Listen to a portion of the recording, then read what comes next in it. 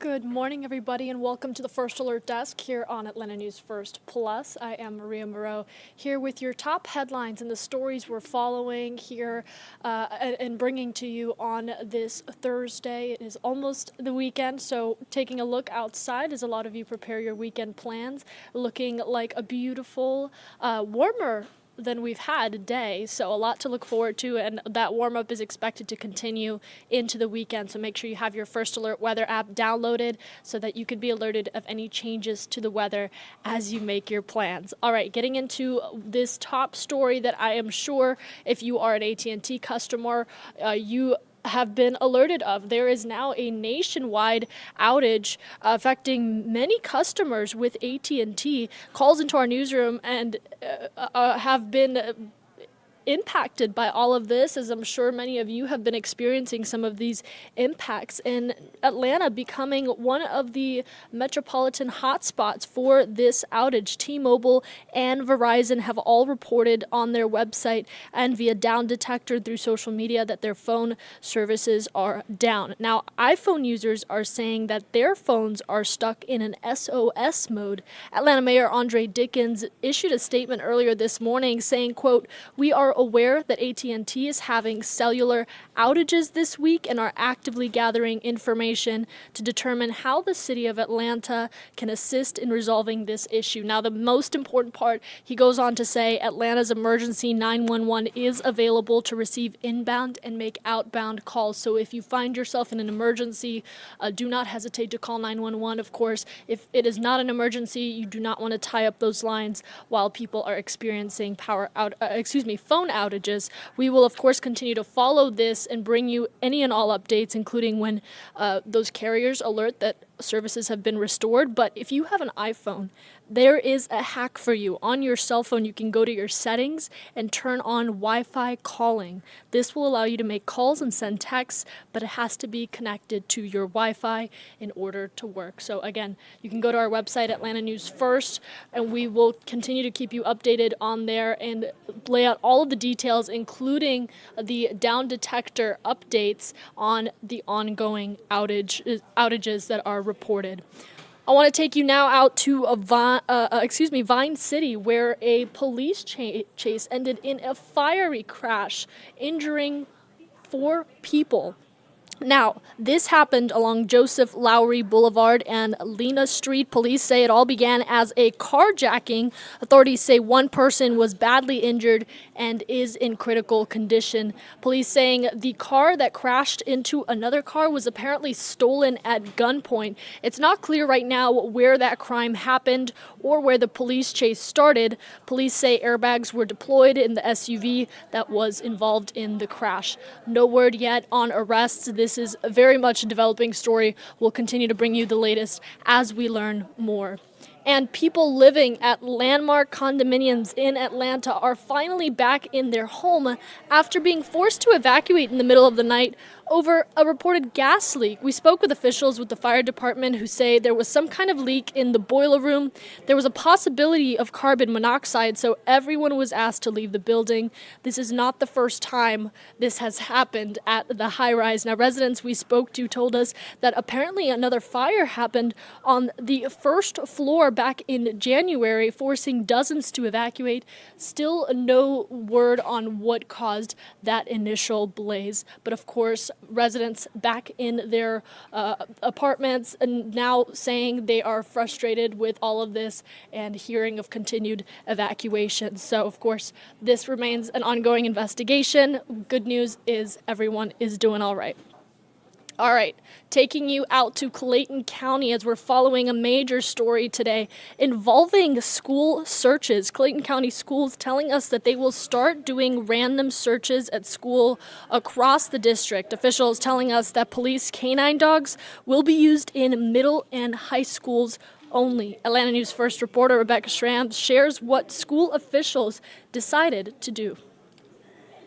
The most recent school shootings have not been here in Clayton County, but school district leaders know they're not immune. So students here at Jonesboro High School and all other schools in the district are noticing some changes. Starting this week, Clayton County Public Schools implemented random searches. They're also using canine units to sniff out weapons and drugs, and they're planning to keep it up indefinitely so students won't know when to expect the searches. This is on top of safety measures already in place in the county, including metal detectors at each high school.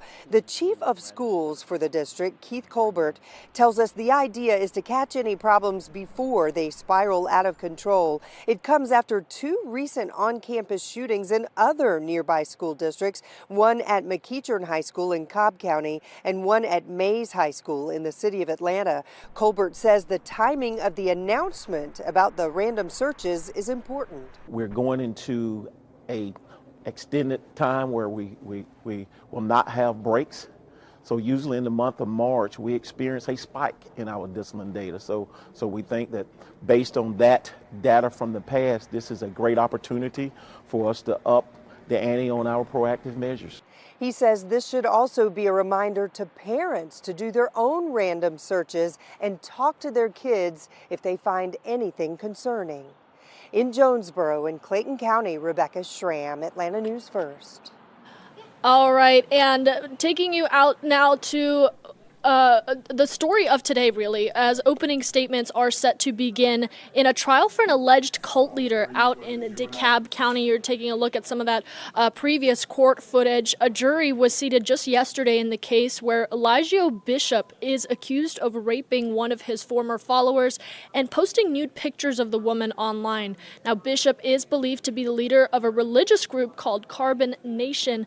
Opening statements are expected later today following a motion hearing involving prosecutors and defense attorneys. We will, of course, continue to follow this. You can watch our live coverage right now on Atlanta News First YouTube Live as we take you through these proceedings and into opening statements throughout today. All right, a lot of people looking to the warm-up and the nicer temps that we've been seeing as they make their weekend plans. And with that, it is very important that you know what the weather looks like up ahead as you make your again, plans for the weekend, plans for the next work week. I want to bring in meteorologist Courtney Jacobazi here to take a look at the upcoming days. That's right. Thanks so much, Maria. So what you're looking at right now will kind of give you the big picture of what to expect as we go through today. And then later tonight, all of the features you see on your screen there, that's along a surface map, they're all going to have an impact on our forecast in some way over the next 24 hours. So we're going to bring you through all of it. First, I'll introduce myself. Good morning, everybody. I'm First Alert meteorologist Courtney Jacobazi. Have you been enjoying the beautiful weather the past couple days? I sure hope you have. Today will be nice, but we do have some slight changes on the way as we make our way through the rest of the day today and then more so into the overnight and tomorrow morning. So really a time when it's not going to impact you in a great way. The afternoons the next couple of days will be pretty nice. So let's take you through it. I'm going to explain kind of what all of this means here on our First Alert satellite and radar. High pressure to our south, kind of over the peninsula of Florida there. What that's doing is keeping us a little drier and also around an area of high pressure. You see the little arrows there flowing clockwise. It's pulling in wind out of the southwest, so that's providing a little more moisture. That's also pulling in a warmer air mass from the Gulf of Mexico.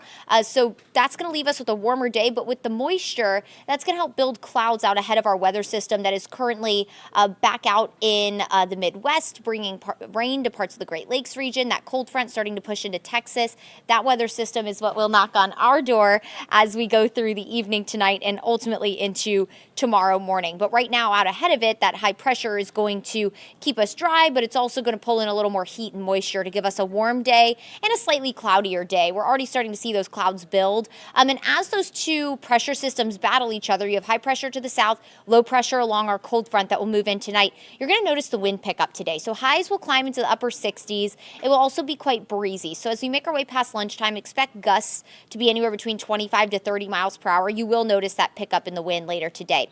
When it comes to the rain, we'll stay dry through your afternoon, but once we head into the evening hours around 6 o'clock from Rome into Ellijay, we'll watch for the chance for a few showers. So if you have any dinner plans north of the city, just keep in mind you might have a few showers roll on by. And here's a snapshot of 8 o'clock. Just light rain, quick passing showers. If you have any later evening dinner plans as you're leaving dinner tonight, you might have the chance to have a few light showers sprinkle over you. No reason to cancel any plans if you have them on a Thursday night, but just keep in mind it wouldn't be a bad idea to have an umbrella tucked away in the car. Now, all that rain is ahead of a cold front, and the cold front will knock on our door overnight. Here's a look at 3 o'clock in the morning. A line of heavy showers, maybe a few rumbles of thunder moving through Fannin County into Bartow County, through Rome into Carroll County, and then that pushes through downtown around 4 o'clock. So if you're a very early commuter, if you work kind of a crazy schedule, trust me, we know how it is.